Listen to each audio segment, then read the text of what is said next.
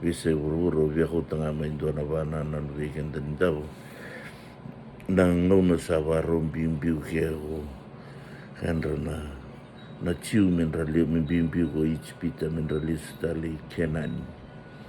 Kau ramanda u via huta mai weekend dan dona vana nan ga. Na non rei chigi na kalunga ma ko chigen rei in dona turanga itu na he man ratu bambuta na nona tatan ro Josefa. He man ratu hota ya tu na he man revisigo ya tu na hai chipita I Kenani because they don't believe in Joseph's dream. It has to be reversed. Canaan has to visit Egypt for the corn. Weekend tu nanguna mo nakata me mutu soto na po samantanga ababalang di sono vanua.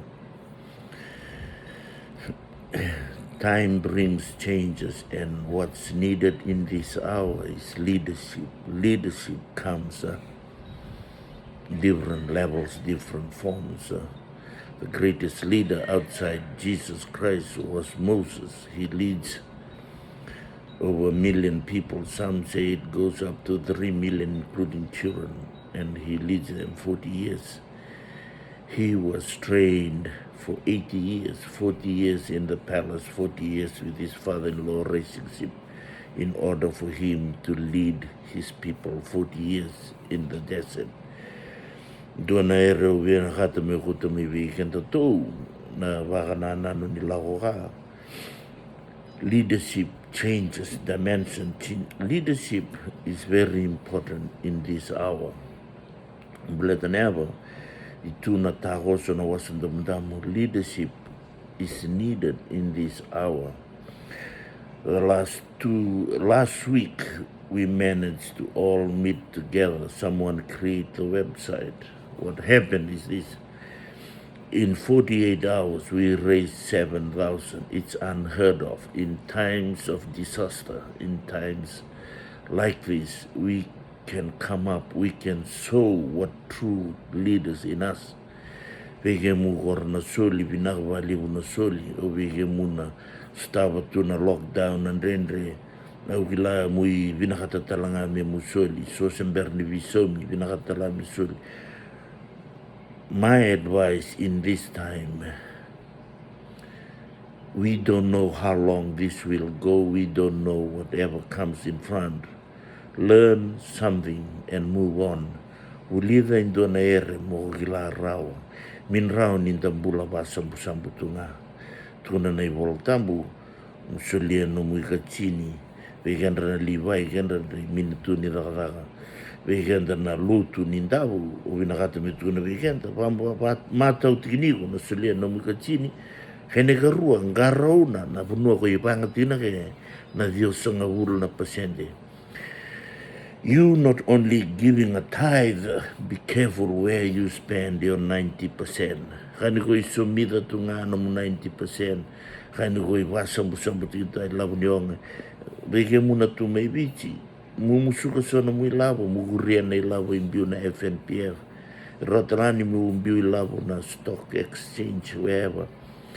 Yung ko telistal may weekend na bananano, sa talaw sa kay kenan, indo na wanua, hindi tabi kayo na weni sudo kayo na weni. Rodukoro sa lega.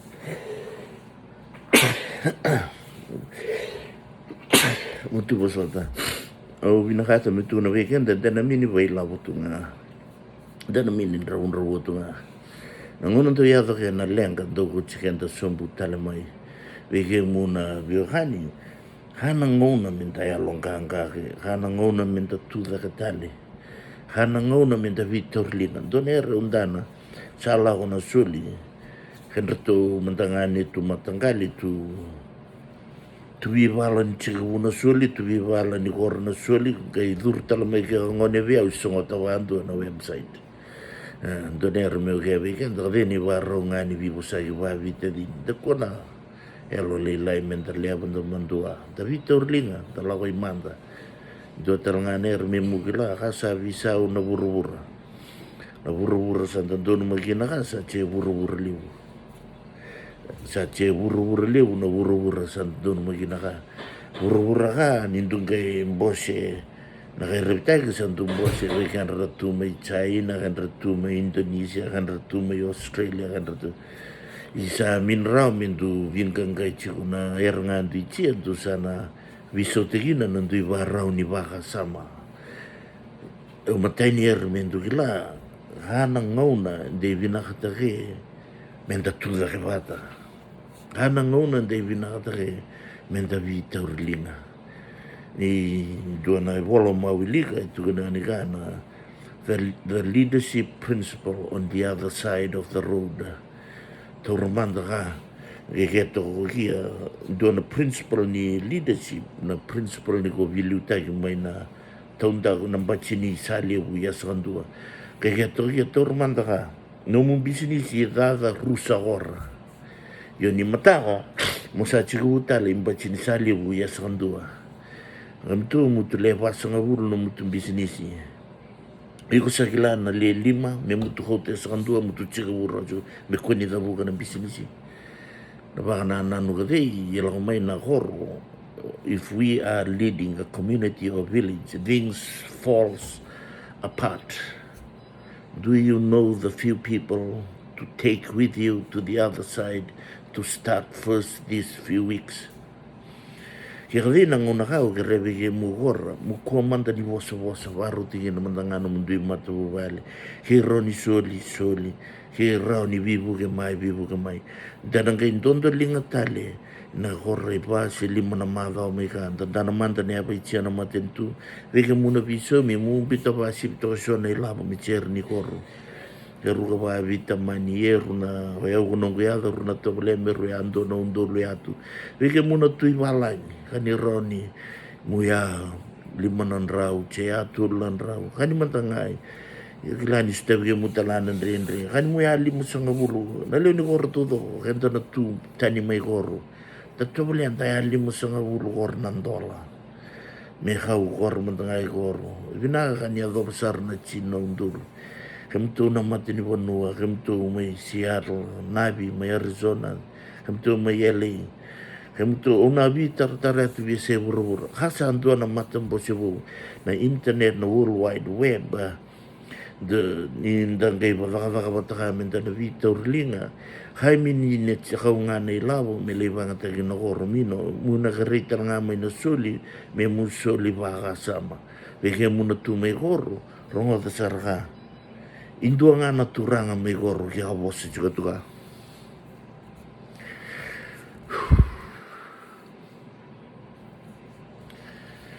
Kaya nang gumbang sa iya, kaya ko iminichi Indonera, you become the chief of nothing.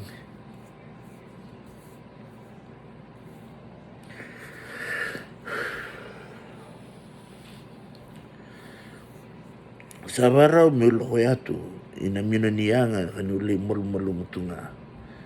Kaya umina tala ni binakatu milo kayatu mili malu mutunga. Umina rotan lo kayatu mili barra bibige mu. Beta na tamata hora no na priority no na matubali. Nangono sa alaw kayan rais rili san rumbimbiu itipita. Sa liyado na puno mo siya sa lay counseling tunga suli basala.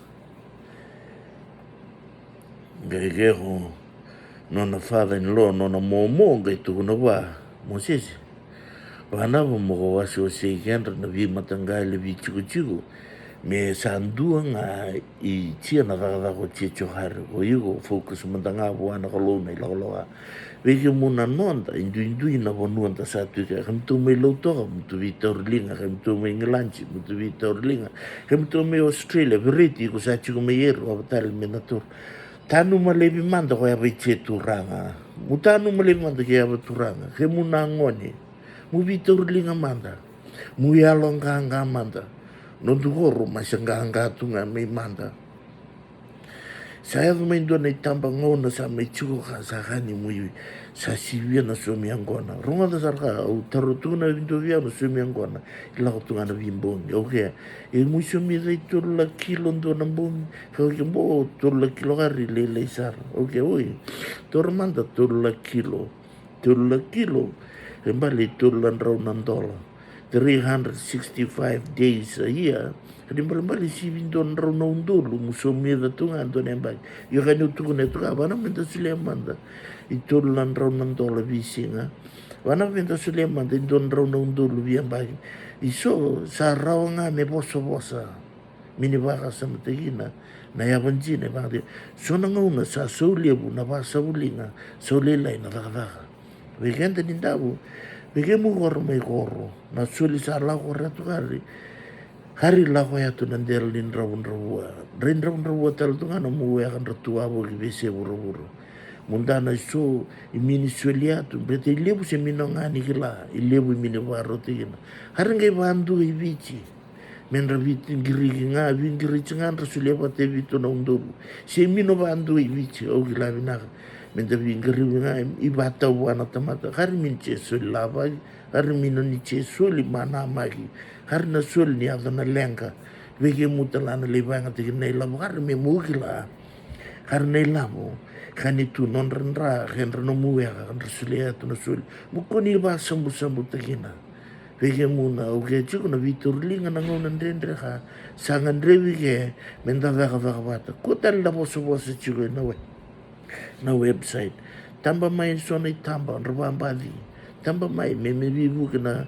khaira na lako na her donation i rosarangani watu tora te korrevitai mendo tale na tau ni bo ndona horbo ndona horo i lebu sara horo revinaka wege mto na tu mai horo mutu ya lubata mutu da bata komanda ningachi ko bisumide mai mandana bilo komanda ningachi kadin do sa sumida ng bilo sa chikichu nala kumanta na daka patigen da sandu itunga non de taba ponua da ko ni rong mbali nangono sa lako talahego militarata le na nambai ke Jerusalem ko ne maya de do tal na wasi tu ko topa ya kan toga na tunga mai lomani na storu men rania tal tu na air sabu songkundra Gay trabajo itu tu bina maya mino nampai kari na mintara mino nampai kari kampata mantanga indo na manipusi inampai le subu na matasura mino mindo nang kangka itu bigemu gay rakebe ne maya gay tu na ne maya rasabaru kampatsikan tamay dalakong dalibaru gay kaya ne maya bigenda me habu indo na matanggali tamata kanika ko yaw sell a man like me flee iglatu ko ne maya matay na tui talai ke mai kene ka rua ko hia na nga ni kanga kene ka tolu ka ko Jerusalem na nona ko na kalo chitin Jerusalem na kalo ka dibigia la kila ko ne mai nongu itavi nongu ko mele stal merongo vinara itu na bo senyala ni kalo ni na lesuba tal mai na nona tamata Jerusalem kaindo ner mino ratu nona banana no ne mai ang kai tu na ni ka ne mai sell a man like me flee duri na tamataro ka ni kuya meroro tu nga mekam pike mo kor may kor kemo na kao ni tamatangkanga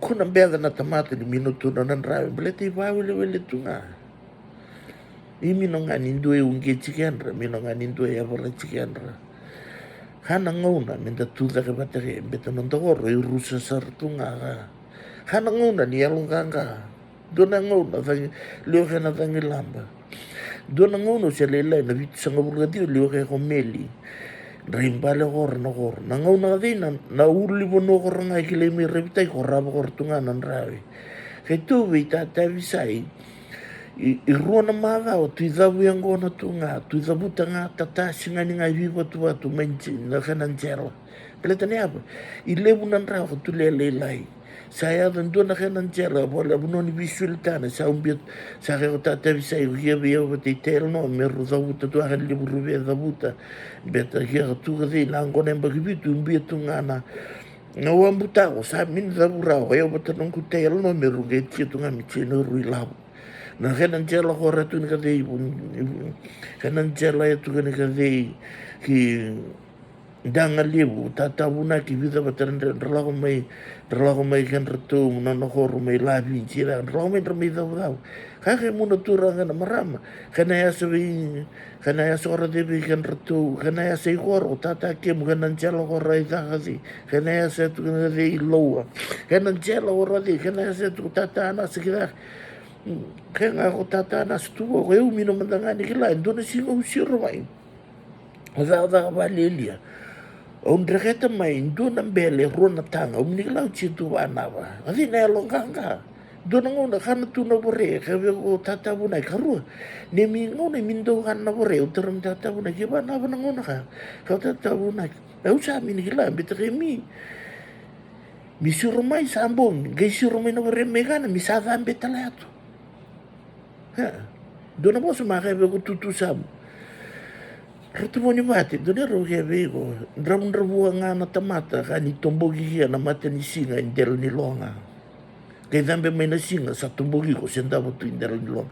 Hem tu non tu hem tu may rabitay. Saru teman na sumiang ko. Saru na vital no tigina tu na sumiang ko na lisong nandu na ruwa. Kana mo vital no tigina man do ubu ko ng bung ka, ang kay suko may nang gunra nandu na ruwa ng bung na singaliw.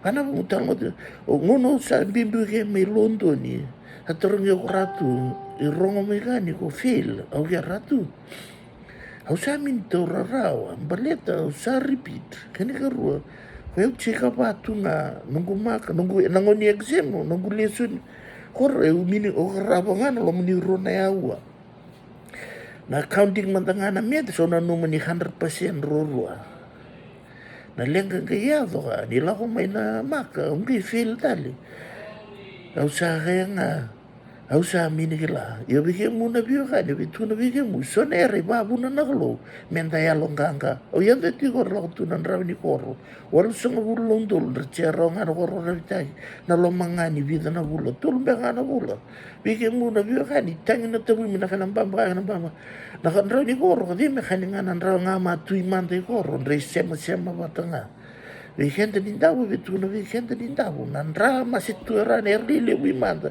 si chigo nga ka pinangata mi baro tingin na television kasa chengo na menta durban dalo bato kaya ko nema ya komanda ni ko ngawen na bibo sayo nema ya kila italay kaya nakalo nema ya karewa na tuy bigyan mo na biyo ka ni may koro Vitor Ling elong nga manda tato siliu never mura ni silia musilia beke muna tu pun nakata dolangan ala ko ikor mula ko manda mulin raw kani minut sik nakata aku na basa bulinga henda na ka ning kanga lolo me tu ikor klasa ka di ko nang kasi sa kor tala kayo sino ko wala miniti wani ni bina nangay was tala tu ke muna babalay sando ng God bless Vitor Ling may balay mo man